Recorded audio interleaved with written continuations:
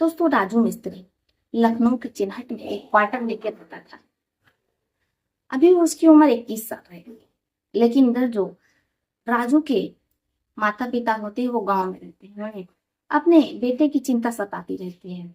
बेटे के आगे पीछे कोई नहीं है, इसलिए वो जल्द से जल्द बेटे की शादी कर देना चाहते हैं।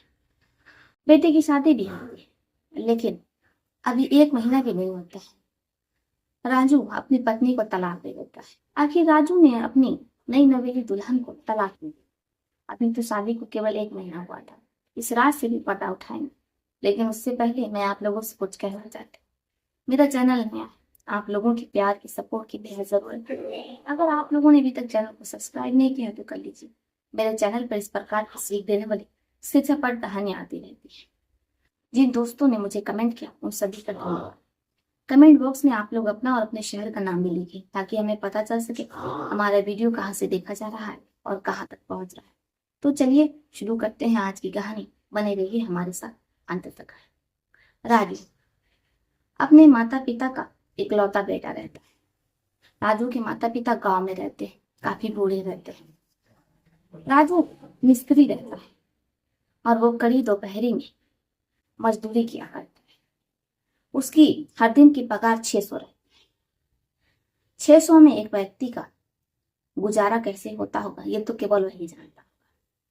लेकिन राजू के आगे पीछे कोई रहता नहीं है, केवल बूढ़े माता पिता रहते हैं, इसलिए राजू का गुजारा आराम से हो जाता है।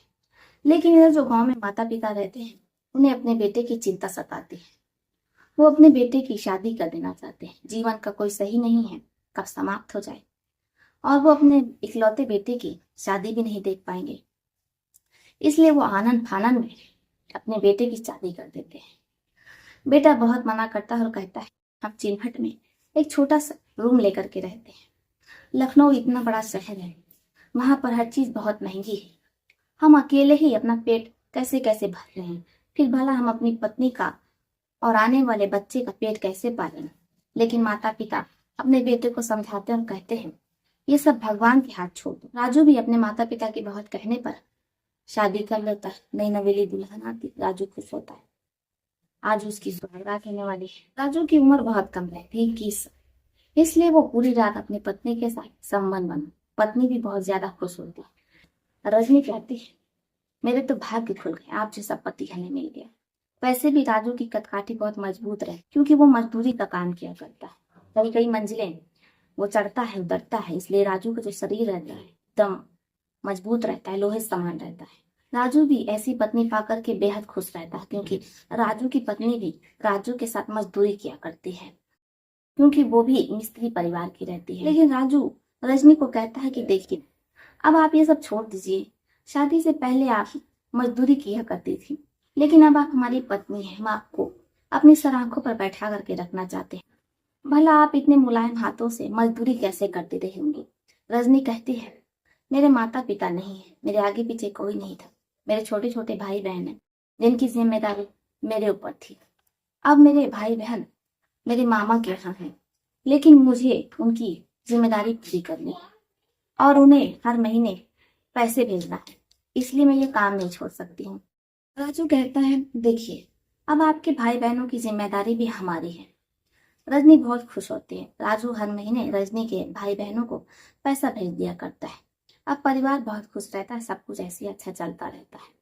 लेकिन एक दिन राजू जब काम से लौटता है तो कुछ ऐसा देखता है कि उसके होश हो जाते हैं। राजू की पत्नी राजू की फैक्ट्री पर काम करने वाले विनोद के साथ हजरतगंज घूम रही थी। जब राजू विनोद को और रजनी को एक साथ देखता है तो उसके होश हो जाते हैं। उसे कुछ समझ में नहीं आता है कि आखिर विनोद और रजनी एक साथ कैसे घूम रहे हैं। वो रजनी के पास आता है और रजनी से पूछता है क्या बात है, आप मेरे फैक्ट्री में काम करने वाले विनोद के साथ कैसे घूम रही हैं। रजनी कहती है ये मेरा दोस्त है। इससे पहले जहां हम जिस फैक्ट्री में काम करते थे वहीं पर ये भी काम करते थे, वहीं से हमारी दोस्ती हुई है और हम लोग बेस्ट फ्रेंड। लेकिन एक दिन अचानक राजू के माता पिता की एक एक्सीडेंट में मौत हो जाती है। राजू को जब ये सूचना मिलती है तो राजू दौड़ता भागता हुआ अपने क्वार्टर पर आता है। अपनी पत्नी को लेकर के वो अपने गांव जाना चाहता है, लेकिन जब वो क्वार्टर पर आता है तो कुछ ऐसा देखता है कि उसके होश हो जाते हैं। राजू अपनी पत्नी को विनोद के साथ शारीरिक संबंध बनाते हुए देख लेता है। जब वो अपनी पत्नी को अपनी फैक्ट्री में काम करने वाले एक मजदूर के साथ गलत काम करते हुए देखता है तो उसके पैरों तले जमीन खिसक जाती है। वो ना आओ देखता है ना ताओ, विनोद को और रजनी को पीटने लगता है। इसके बाद वो रजनी को तलाक दे देता है, क्योंकि वैसे विनोद के ऊपर इतनी बड़ी मुसीबत टूट पड़ी थी, क्योंकि अचानक ही उसके माता पिता की मौत हो चुकी थी। इधर जो आसपास वाले रहते हैं वो विनोद को काफी समझाते हैं, क्योंकि विनोद कई सालों से वहां रह रहा होता है। अब विनोद की ऐसी स्थिति नहीं होती है कि वो वहां से अपने गांव आ सके, इसलिए जो वहां कुछ लोग रहते हैं वो विनोद को लेकर के विनोद के गांव आते हैं, ताकि वो अपने माता पिता का अंतिम संस्कार कर सके। विनोद अपने माता पिता का नम आंखों से अंतिम संस्कार करता है, लेकिन जब वो 3 दिन वहां रहने के बाद लखनऊ आता है, अपनी पत्नी को वो अपने रूम पर नहीं पाता है। फिर उसे याद आता है कि अरे उसने तो अपनी पत्नी को तलाक दे दिया था। उसे बहुत ज्यादा गुस्सा आता है उसकी पत्नी पर, क्योंकि इन 3 दिनों में राजू के साथ इतना कुछ हो चुका था कि उसे कुछ भी याद नहीं रह रहा था। राजू सदमे में रहता था, बेहोशी की हालत में रहता था। दोस्तों, आशा करते हैं आपको ये पारिवारिक कहानी बेहद पसंद आई होगी। अगर आपका कोई सुझाव है तो आप मुझे कमेंट बॉक्स में दे सकते हैं। तो चलिए फिर चलते हैं, मिलते हैं आपसे किसी और सच्ची कहानी में, किसी और सच्ची घटना में।